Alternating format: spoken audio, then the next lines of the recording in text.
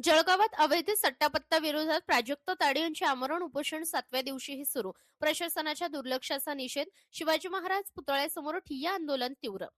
जळगाव शहरातील वाढत्या अवैध सट्टापत्ता आणि जुगाराच्या अड्ड्यांविरोधात स्वराज्य शक्ती सेनेच्या महिला जिल्हाध्यक्ष प्राजक्त तायडे यांचे आमरण उपोषण आज 7व्या दिवशीही सुरू असून आंदोलन अधिक तीव्र झाले आहे. 3 एप्रिल 2026 पासून छत्रपती शिवाजी महाराज पुतळ्यासमोर सुरू असलेल्या या उपोषणामुळे शहरात लक्षवेधी वातावरण निर्माण झाले आहे. शहरातील विविध भागात खुलेआम सुरू असलेल्या सट्टापत्ता व्यवसायामुळे तरुण पिढी उद्ध्वस्त होत असून अनेक कुटुंबे आर्थिक संकटात सापडत आहेत. याबाबत पोलीस प्रशासनाला वारंवार निवेदने देऊनही ठोस कारवाई करण्यात आली नाही, असा आरोप प्राजक्ता तायडे यांनी पुन्हा एकदा केलाय.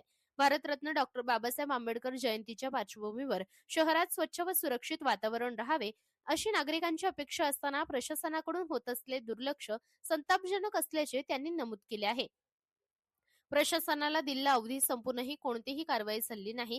जोपर्यंत शहरातील अवैध सट्टापत्ता पूर्णपणे बंद होत नाही, तोपर्यंत माझे उपोषण सुरूच राहील, असा ठाम इशारा तायडे यांनी दिला आहे. दरम्यान वंचित बहुजन आघाडीचे युवा जिल्हा अध्यक्ष जितेंद्र केदार यांनी आंदोलनाला जाहीर पाठिंबा दिला असून मोठ्या संख्येने महिला व कार्यकर्ते उपोषणस्थळी सहभागी होत आहेत. उपोषणाचा कालावधी वाढत असल्याने आंदोलन आणखी तीव्र होण्याची चिन्हे दिसत असून पोलीस व प्रशासन यावर काय निर्णय घेणार याकडे आता सर्वांचेच लक्ष लागले आहे.